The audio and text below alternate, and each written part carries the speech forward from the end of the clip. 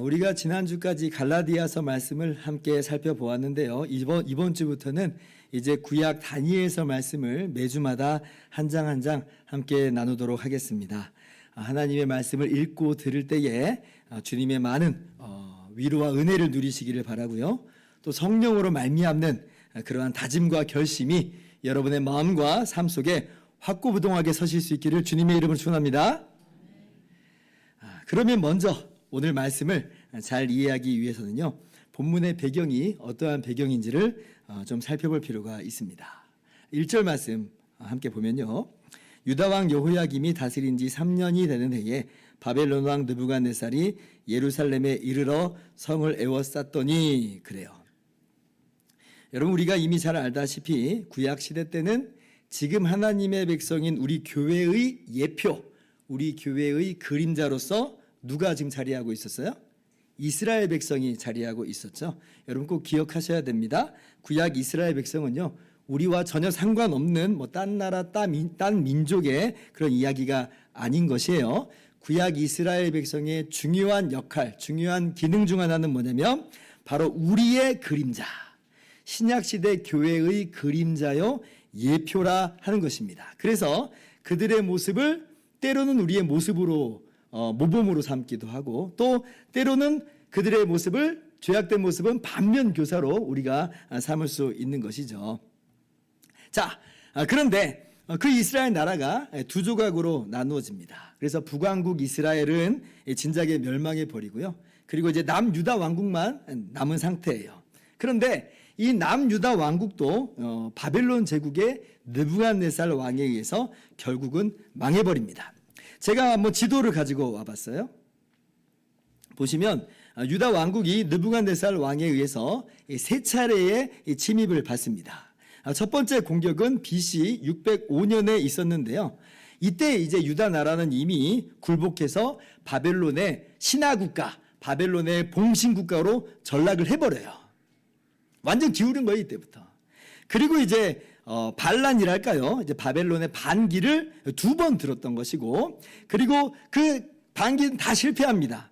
그래서 결국 BC 586년에 완전히 망해버리고 예루살렘 성전도 완전히 파괴되어 버리는 것이에요. 오늘 본문 1절 말씀은 바로 그 BC 605년에 바벨론의 1차 공격을 말하는 것이에요. 그래서 유다 나라는 바벨론에게 굴복을 했고요. 그리고 성전 기물 중에 일부는 빼앗깁니다. 그리고 몇몇 사람들도 이 바벨론으로 끌려가는데, 이때 끌려간 사람 중 한 명이 누구냐면 오늘 본문의 다니엘이 바로 이때 끌려갑니다. 그러면 유다 나라가 왜 이렇게 멸망하게 되었느냐 한번 생각을 해봐야 될 것이에요. 아니, 하나님의 백성이라며, 하나님의 백성인데 어떻게 이렇게 망할 수 있는 것이냐? 하나님 안 계신 거 아닌가? 아니면 하나님 힘이 없으신 것인가? 아마 이런 생각이 번뜩 들 수 있는데, 여러분, 그런데 오늘 본문은 그런 것이 아니라고 말씀하시죠? 2절 말씀 한번 같이 읽어봅시다. 시작. 주께서 유다왕 여호야김과 하나님의 전 그릇 얼마를 그의 손에 넘기심에 그가 그것을 가지고 신할 땅 자기 신들의 신전에 가져다가 그 신들의 보물창고에 두었더라. 주께서 느부갓네살의 손에 넘겨주셨다라고 말씀하세요. 고대 사회 속에서의 전쟁은 나라와 나라 간의 전쟁이기도 했지만 동시에 그 나라들의 신들 간의 전쟁으로 그렇게 간주가 되었습니다. 그래서 더 강한 신이 이긴다는 것이에요. 지금 느부갓네살이 지금 행하고 있는 그 행동의 의미가 바로 그겁니다. 느부갓네살이 하나님의 성전 그릇을 가져다가 어디에다 둬요?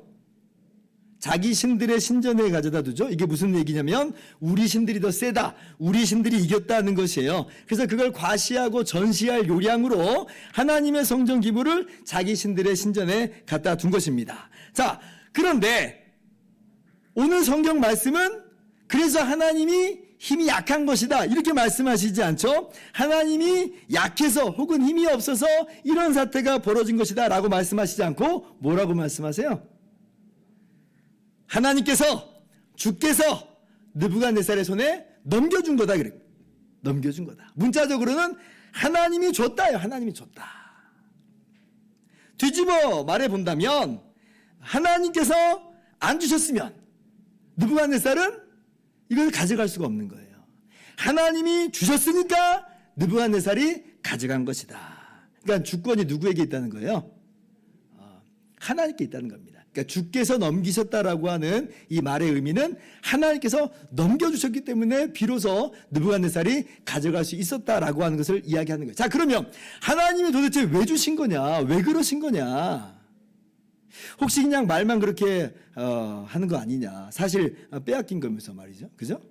언뜻 보면 사람들은 아마 그렇게 이야기할 것 같아요. 우리 보고 너희들 뭐 정신승리하는 거 아니야? 라고 비웃을지 모르겠습니다. 무슨 하나님이 죽인 저 패배해서 빼앗긴 주제에 하고 비웃고 조롱할지도 모르겠어요. 그런데 이 다니엘서의 요점 중에 하나가 바로 이거예요. 자, 언뜻 보면 사람들의 말이 맞는 것처럼 보여요. 하나님 힘이 없는 것 같고 하나님이 뭐 없는 것 같기도 하고 심지어 그렇게도 보입니다. 그러나 우리가 다니엘서를 계속 살펴보면 알게 되는데 뭐냐면 하나님이 힘이 없어서나 하나님이 약한 것이 전혀 아니고 오히려 하나님이 유다 나라뿐 아니라 모든 나라를 바벨론과 온 세상을 다스리시는 참 주권자여 참 하나님이심을 다니엘서가 내내 이야기해줘요. 여러 사건들과 여러 이야기들 속에서 하나님의 주권을 계속 이야기해 준 것이 바로 다니엘서입니다. 그래서 우리가 이 부분을 앞으로 계속 살펴보면서 반복해서 이렇게 말씀을 나눌 것이에요. 자, 그렇다면 하나님이 정말 그렇게 만국을 다스리신다고 한다면 그러면 왜 하나님께서 유다 나라를 이 바벨론 손에 붙이셨는가? 할 때 그 이유는요, 이 다니엘서 9장에 가보면 그 이유가 무엇인지를 명백하게 기록을 해주세요. 자, 9장 11절로 한번 가봅시다. 자, 온 이스라엘이 주의 율법을 범하고 치우쳐가서 주의 목소리를 듣지 아니하였으므로 이 저주가 우리에게 내렸으되 곧 하나님의 종 모세의 율법에 기록된 맹세대로 되었사오니 이는 우리가 주께 범죄하였음이니이다. 자, 하나님께서 왜 이렇게 하셨다는 거예요? 다니엘이 어떻게 지금 고백하고 있어요? 이는 우리가 주께 범죄하였음이니이다. 이스라엘 백성이 하나님을 떠나 범죄하였기 때문에 하나님을 떠나 우상을 섬기고 이웃을 사랑하라고 하는 그 말씀에 불순종해서 자기 욕심만 취하고 그러니까 하나님께서 이스라엘에게 징계를 내리셨다는 것이고 그 징계가 바로 이 이스라엘이 패배하고 이스라엘이 포로로 끌려가는 바로 이 사건, 이 사태라라고 하는 것이에요. 그래서 우리는요, 아하, 그렇구나 라고 우리가 알게 되는 것인데요. 근데 여러분 바벨론 사람들은 그걸 알겠어요? 당연히 모르죠. 지금 바벨론 사람들은 자기들이 힘이 세가지고 그렇게 이겼다고만 생각을 할 거예요. 자, 그러면 바벨론 사람들은 그렇고 지금 당장 포로로 끌려간 이스라엘 사람들, 지금 멸망당한 이스라엘 사람들은 어떨까요? 어떻게 생각할까요? 아하, 그렇구나 라고 그렇게 생각을 할까요? 그래서 회개합니다. 하나님, 우리가 돌아오겠습니다. 할까요? 물론 그런 사람들도 없지 않았겠지만 제가 볼 땐 그런 사람 많지 않습니다. 여러분, 대번에 한 번에 그렇게 깨닫고 그렇게 믿고 회개하고 돌아온다면 처음부터 그렇게 범죄할 일은 없었을 것 같아요. 그죠? 만약에 그렇게 처음부터 하나님 그렇군요, 회개합니다, 돌아옵니다, 이 정도면 그 사람 정말 믿음 좋은 겁니다. 왜냐하면 우리도 한번 보세요. 우리가 이 범죄하였을 때 하나님께서 우리로 하여금 깨닫게 하시는 그런 징계의 모습을 딱 내리시잖아요. 그럼 우리가 아이고 하나님 그렇군요, 회개합니다, 돌아옵니다 이래요? 아니잖아요. 고집 부리고 계속해서 이 자기 마음대로 자기 뜻대로 하려고 하는 것이 우리들의 모습이잖아요. 이스라엘 사람들도 마찬가지일 거라고 하는 거죠. 사실 이스라엘 사람들 그렇습니다. 하나님께서 계속해서 선지자들을 보내서 돌아오라 했었어요. 몇백 년간의 기간 동안 그 하나님을 떠난 이스라엘 백성들에게 선지자들을 보내셔서 하나님께로 돌아오라 우상을 버려라 이웃을 사랑하라 그렇게 이야기했는데 그렇게 하지 않아요. 그래서 하나님은 참으시다가 마침내 공의로 심판하시는 것이 바로 이 멸망의 사건이에요. 그래서 이 사람들이 하나님의 존재를 바로 깨닫고 돌아오는 일들은 거의 없었을 거예요. 오히려 그래서 정말 대다수의 사람들은 어떠한 모습, 어떠한 자세였겠느냐라고 할 때에 지금 자기들이 처한 이 비참한 상태와 정말 이 끔찍한 이 현장 앞에서 어떻게 보면 좌절하고 낙심하고 절망했을 겁니다. 왜냐하면 나라를 뺏겼잖아요. 모든 게 무너졌잖아요. 자신들은 포로로 끌려갔거든요. 그러니까 이제 더 이상 내 삶에 희망은 없어 라고 하면서 주저앉아 버리기 일쑤였을 것 같아요. 또 어떤 사람들이 이랬겠죠. 안 그래도 하나님을 불신하고 의심하고 안 믿었던 그런 사람들일 텐데 그거 봐 진짜 하나님 없는 거야 라고 하면서 더욱더 그의 의심과 불신은 강화됐을 것 같아요. 그리고 어떤 사람들은 반대로 이렇게도 생각했을 겁니다. 바벨론이 대세였구나. 정답은 바벨론이었구나. 바벨론이야말로 정말 우리가 믿고 따라야 될 모범이요 대상으로서 바벨론의 신들이야말로 정말 자신들에게 우리들에게 승리와 성공을 가져다 줄 그런 신으로 알고 아마 그쪽으로 확 쏠렸을 것 같아요. 난 이제 바벨론 사람처럼 살 거야. 난 이제 바벨론의 방식대로 살 거야. 난 이제 바벨론 사람으로서 이렇게 추구하면서 살 거야. 아마 그렇게 생각하기 일쑤였을 것이에요. 여러분 이게 바로 다니엘서의 배경입니다. 우리가 멸망당할 때 하나님은 어디 계셨는가 하면서 하나님을 원망하고 의심하며 하나님을 버리는 세대. 바벨론에 와봤더니 물론 처음에는 바벨론 포로 생활이 고달팠지만 그다음 어느 정도 적응을 했고 지금은 이제 바벨론의 웅장함과 화려함에 넋이 빠져가지고 길을 쓰고 바벨론으로 닮아가려고 결심한 세대. 나는 그래도 하나님의 백성으로 여전히 정체성 지키고 살 거라고 하긴 하지만 그러나 하나님은 마냥 침묵하시는 것만 같고 그래서 수많은 시험과 유혹 속에서 흔들흔들 마치 바람에 이는 갈대처럼 휘청휘청하는 세대. 이게 바로 오늘 본문의 배경이에요. 이게 바로 이스라엘 사람들의 오늘 현 주소입니다. 꼭 누구의 모습하고 비슷해요? 21세기를 살아가는 우리들의 모습과 굉장히 유사하죠. 그러나 이때에 뜻을 정하여 자기를 더럽히지 않기로 한 사람이 있었습니다. 그리고 바로 그 사람을 통해서 하나님께서는 여전히 역사를 다스리시고 만국을 통치하시는 하나님이심을 분명히 드러내세요. 그 사람이 누구예요? 그 사람이 바로 다니엘이에요. 다니엘이 BC 605년 바벨론으로 끌려갔다 하였습니다. 6절 말씀. 자, 그들 가운데는 유다 자손 곧 다니엘과 하나냐와 미사엘과 아사랴가 있었더니 그러죠. 사실 다니엘 마음속에서도 원망하고 또 불평할 수 있는 그런 조건은 있었을 것 같아요. 왜냐하면 지금 1차 침입 때는 많은 사람이 포로로 끌려간 건 아니에요. 지금 소수의 사람들만 포로로 끌려갔는데 하필 그 사람 중에 누가 있어요? 다니엘이 있는 거예요. 아니 수많은 사람 놔두고 왜 나야? 자, 여러분이 만약 다니엘의 경우라고 생각해 보세요. 지금 거기에서 뭐 감사가 나와요? 기쁨이 있겠어요? 그러지 않을걸요? 아마 우리 대부분 그렇게 생각할 거예요. 왜 하나님 접니까? 라고 원망하면서 불평할 수 있었을 것 같아요. 그런데 다니엘의 모습 속에서는 오늘 그런 모습을 살펴볼 수가 없죠. 얼마나 사실 다니엘도 억울하겠어요. 아직은 멸망당하기 20년 전인데 소수만 포로로 끌려갔는데 근데 그 사람들 중에 하필 나라니 왜 하나님 접니까? 내가 뭘 어쨌다고요? 우리는 그랬을 텐데 다니엘은 그렇지 않았어요. 그래서 이제 바벨론으로 끌려왔는데 이제 바벨론 왕의 환관장이 다니엘의 이름을 바벨론식으로 바꿔버립니다. 7절 말씀이에요. 같이 한번 읽어봅시다. 시작.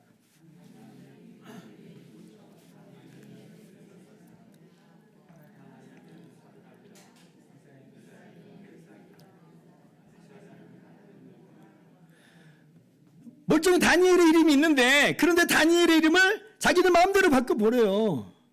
이게 뭐예요? 이제 너는 이 이스라엘 사람 아니라는 겁니다. 너는 지금부터 바벨론 사람이라는 거예요. 이제 바벨론 사람답게 살고 바벨론 사람의 방식으로 살아라 이 말이에요. 이미 이스라엘은 망한 거나 다름없어. 대세를 빨리 파악해. 그나마 왕국에서 일하도록 뽑혀온 너희들은 복받은 거야. 이 기회를 설마 발로 뻥뻥 차버리려고 하는 건 아니겠지? 왕의 눈에 들어가지고 터전 잡고 성공의 길로 가는 것이 이게 지혜로운 길이야. 바벨론 사람으로서 살라 이 말이에요. 그게 바로 이름을 바꿨다는 겁니다. 그래서 다니엘의 이름 바뀌어요. 그리고 바벨론의 학문과 언어를 교육받고요. 바벨론 왕과 나라를 위해서 일하도록 그렇게 요구됩니다. 그리고 음식도 바벨론식으로 제공돼요. 그것도 왕의 음식물을 먹도록 해요. 한마디로 철저하게 바벨론화 시키는 거예요. 바벨론 사람으로 훈련시키는 거예요. 그래서 다니엘은 지금 마음만 먹으면 바벨론 사람이 되어서 바벨론식으로 살 수 있는 그런 상황이었습니다. 눈 한 번 질끈 감으면 되는 거예요. 눈 한 번만 질끈 감으면 부귀와 성공이 손안에 심지어 들어올 수 있는 그런 상황이기도 했어요. 사실 이런 마음 안 들겠어요? 하나님이 나한테 해준 게 뭐가 있어? 그러니까 내가 이렇게 사는 것 뭐가 대수야? 라고 하면서 마음 먹어버릴 수 있었던 거예요. 자, 그런데 다니엘은 어떻게 했다고요? 뜻을 정하여 자기를 더럽히지 않기로 했다는 겁니다.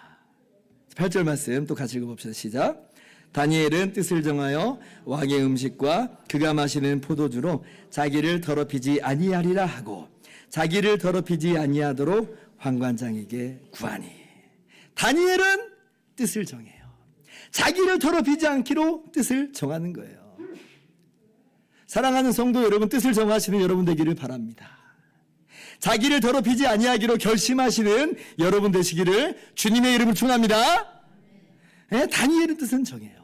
그러면 다니엘이 정한 뜻은 과연 무엇인가? 우리가 그걸 또 살펴봐야 되겠죠. 다니엘이 어떤 뜻을 정해요? 왕의 음식과 포도주를 마시지 않겠다는 그런 뜻을 정해죠. 그럼 그게 오늘 말씀의 전부냐? 그래서 우리도 적용하기를 그러면 먹는 것, 마시는 것 우리도 가려해야 되겠다. 이것이 오늘 말씀의 궁극적인 포인트냐라고 할 때에 여러분 그거는요 표면적인 내용이에요. 우리는 그 표면적인 내용보다 더 깊게 핵심을 들여다볼 수 있어야 됩니다.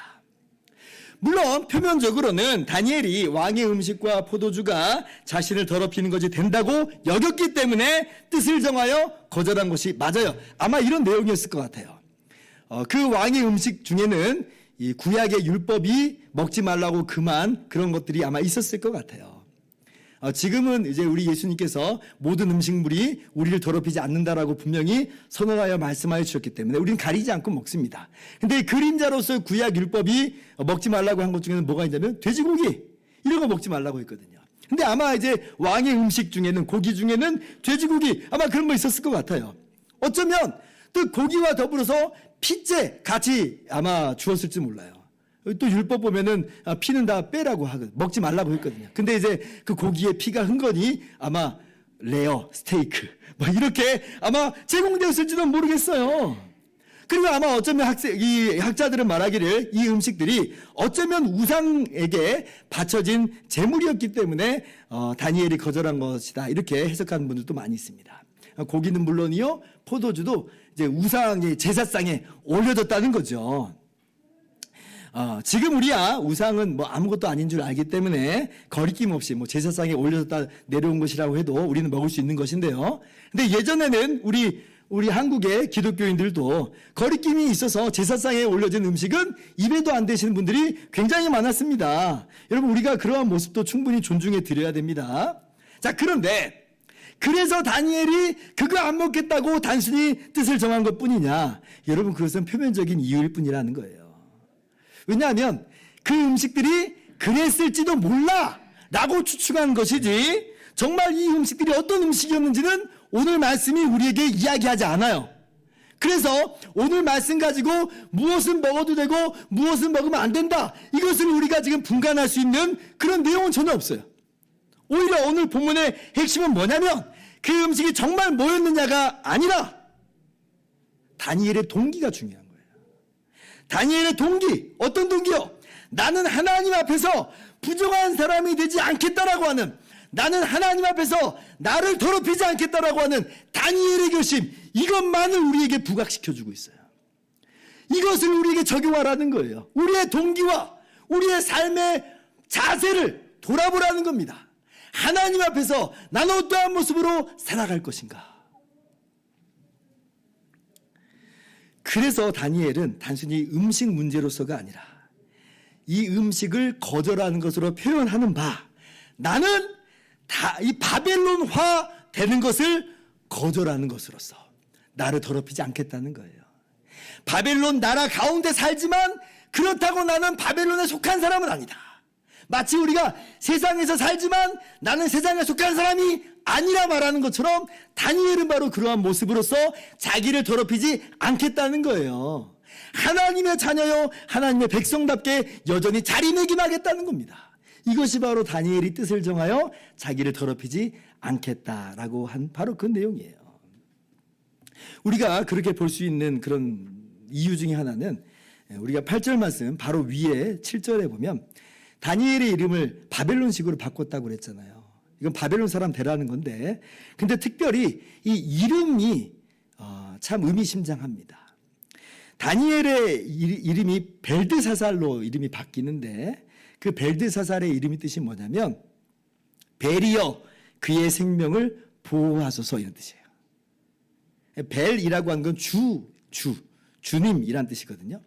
근데 이건 이스라엘의 주님이 아니라 바벨론의 주이잖아요. 바벨론의 주는 누구냐면 말뚝이라고 하는 신이에요. 그럼 지금 이건 말뚝의 신의 이름을 다니엘에게 딱 붙여놓은 거예요. 이 다니엘서 4장 8절 보면 느부갓네살 왕이 이렇게 말하는 대목이 나옵니다. 자, 그 후에 다니엘이 내 앞에 들어왔으니 그는 내 신의 이름을 따라 벨드사살이라 이름한 자요. 누구의 이름을 따랐다고요? 바벨론의 신의 이름을 따라서 이름이 붙여졌다는 거예요. 원래 다니엘의 이름은 하나님은 나의 심판자시다예요.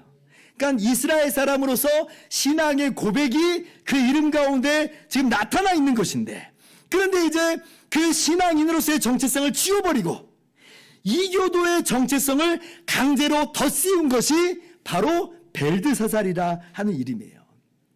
그래서 7절 뒤에 8절을 보면 우리말 번역에는 없는데, 그런데 사실 여기에 어떤 이 단어가 있냐면 그리고라고 하는 접속사로 시작을 합니다. 그러니까 8절이 정확히 번역이 되면 그리고 정했다, 이렇게 번역이 돼요. 그리고 정했다. 자, 그러면 이게 이제 어떻게 들려요? 다니엘의 이름을 바벨론 우상을 따라서 벨드사살이라 바꾸는 것으로 바벨론화 시키려고 했는데, 시켜버렸는데, 그러나 다니엘은 정했다는 거예요. 바벨론화 시켰는데 그러나 다니엘은 정했다. 니들이 내 이름을 임의로 바꾸고 또 그렇게 부르기도 하지만 그러나 나는 여전히 하나님의 사람으로 자리매김하겠다. 그리고 그 분명한 내적 결심으로 나는 뜻을 정하여 왕의 고기와 포도주를 먹지 않겠다는 거예요. 그러므로 오늘 말씀의 적용은 단순히 음식 문제가 아닙니다. 핵심은 뭐냐? 나는 누구냐예요. 나는 벨드사살이냐? 나는 다니엘이냐? 여러분은 누굽니까? 여러분은 벨드사살입니까? 아니면 다니엘입니까? 똑같은 한 사람이지만 어떠한 삶의 방식과 어떠한 삶의 모습으로서 내가 자리매김하겠느냐? 이것이 바로 오늘 다니엘이 씨름하는 그런 내용이라 하는 거죠. 우리가 이 질문에 대답을 해야 되는 것입니다. 우리는 이렇게 고백할 줄 믿어요.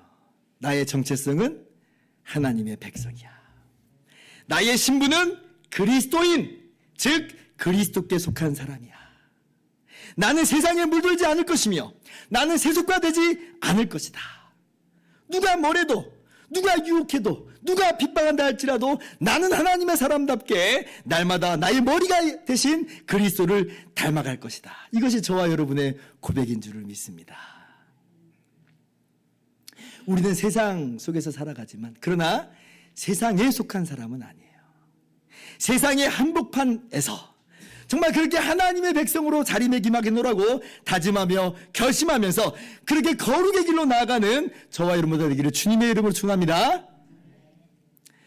그리고 이렇게 뜻을 정한 다니엘을 통해서 하나님께서는 하나님이 만사를 다스리시고 만국을 통치하시는 하나님의 영광을 나타내세요. 뜻을 정한 다니엘의 삶을 하나님이 운행해 가세요. 자, 왕의 진미를 거절하고 채소와 물만 먹었을 뿐인데 어떻게 하나님께서 역사하세요? 세상에 고기와 포도주를 거절을 했는데 열흘 동안 시험을 해봤더니 오히려 다니엘과 그리고 다니엘의 세 친구의 얼굴이 더 윤택해지고 더 기름져지고 피부에 탄력이 있어요. 열흘 만에 그것도 채소와 물만 먹었는데 이렇게 좋아질 리는 없습니다. 누가 하신 거예요? 하나님이 그렇게 하신 거죠. 그러니까 뜻을 정한 다니엘에게 그 뜻대로 살아갈 수 있도록 하나님이 운에게 나가신 걸 보세요. 자, 그리고 무엇보다도 하나님께서 다니엘과 세 친구에게 지혜와 지식으로 채워주시죠. 17절 이하를 봅시다. 하나님이 이 네 소년에게 학문을 주시고 모든 서적을 깨닫게 하시고 지혜를 주셨으니 다니엘은 또 모든 환상과 꿈을 깨달아 알더라. 20절.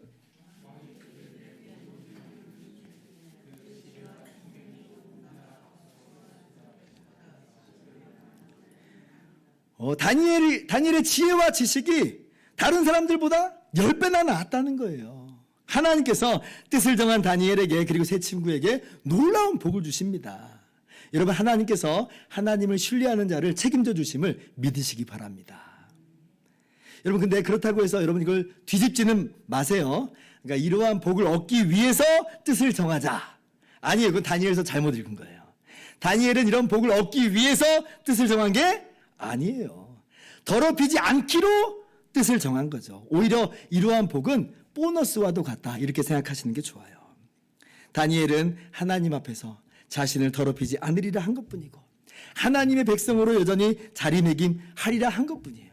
그래서 설사 나의 이러한 선택으로 인해서 내가 다른 사람보다 뒤처진다 할지라도 감수하겠다는 것이고, 설사 그래서 어려움을 당할지라도 감수하겠다는 것이고, 심지어는 죽임을 당한다 할지라도 감수하겠다는 거예요. 그리 아니하실지라도 나는 하나님의 백성으로서 자리매김하겠다라고 하는 거죠.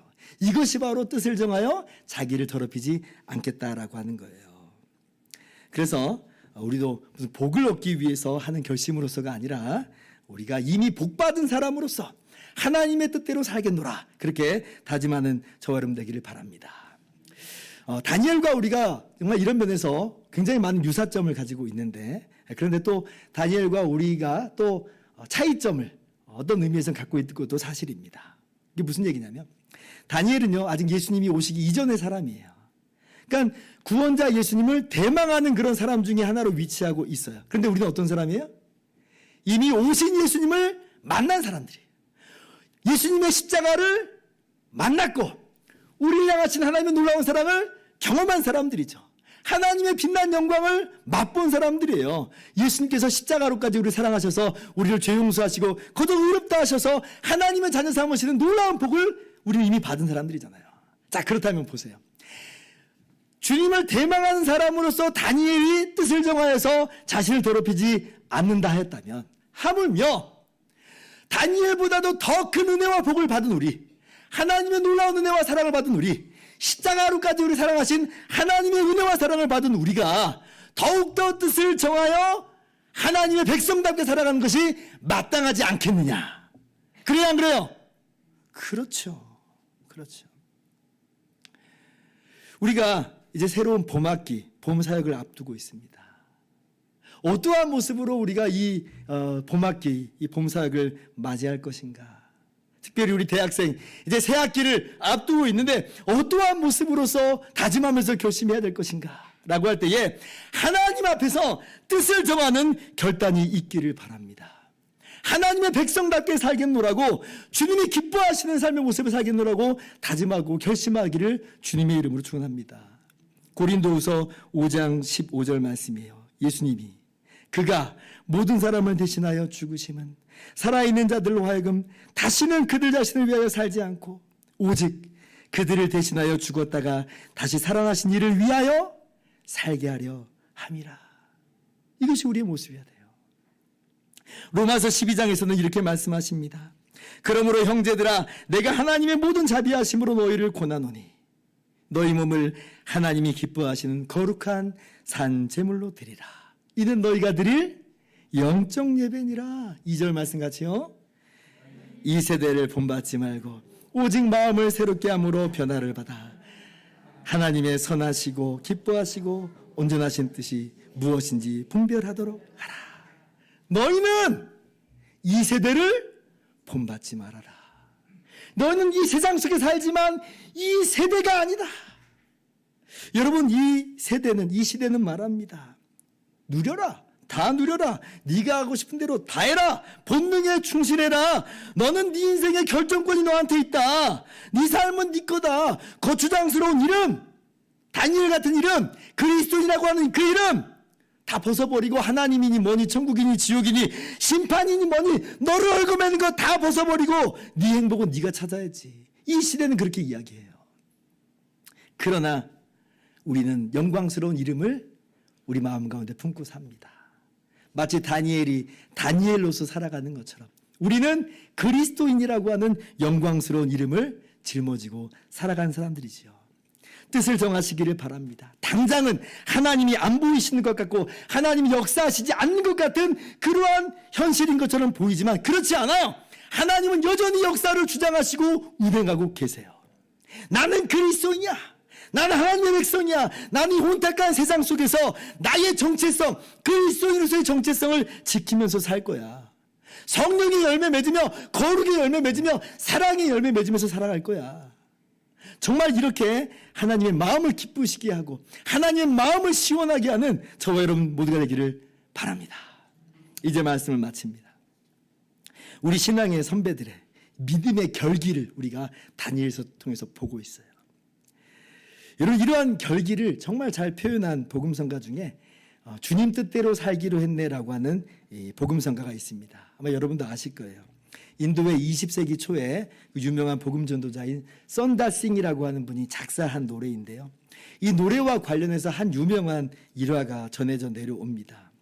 인도의 한 마을에 한 가족이 예수님을 믿게 되었어요.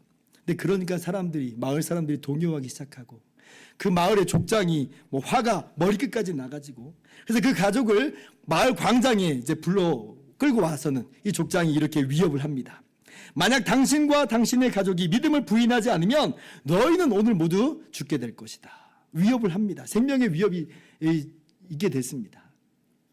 이 죽음의 위협 앞에서 남자가 뭐라고 말할지 몰라 하다가 문득 전에 예수님을 처음 믿을 때 배웠던 찬양, 그 찬양 가사가 마음에 딱 떠올라요. 그래서 그 노래를 부르기 시작합니다. 주님 뜻대로 살기로 했네. 주님 뜻대로 살기로 했네. 주님 뜻대로 살기로 했네. 뒤돌아서지 않겠네. 그러니까 이 족장이 이 사람의 두 자녀를 죽입니다. 그리고 이제는 그 아내를 세워놓고 다시 한번 위협합니다. 어떻게 보면 다시 한번 기회를 주는 셈일 수 있죠. 그러나 이 남자는 또 다시 한번 찬양을 부릅니다. 이 세상 사람 날 몰라줘도, 이 세상 사람 날 몰라줘도, 이 세상 사람 날 몰라줘도 뒤돌아서지 않겠네. 그래서 그 아내도 죽임을 당해요. 마지막 세 번째, 이 남자를 붙들고 위협합니다. 예수 안 믿겠다고 한마디만 하면 살려주겠다. 한마디만 하면 살려주겠다. 그러나 이 사람은 여전히 노래를 부릅니다. 세상 등지고 십자가 보내. 세상 등지고 십자가 보내. 세상 등지고 십자가 보내. 뒤돌아서지 않겠네. 그래서 결국 이 남자 역시 죽임을 당해요.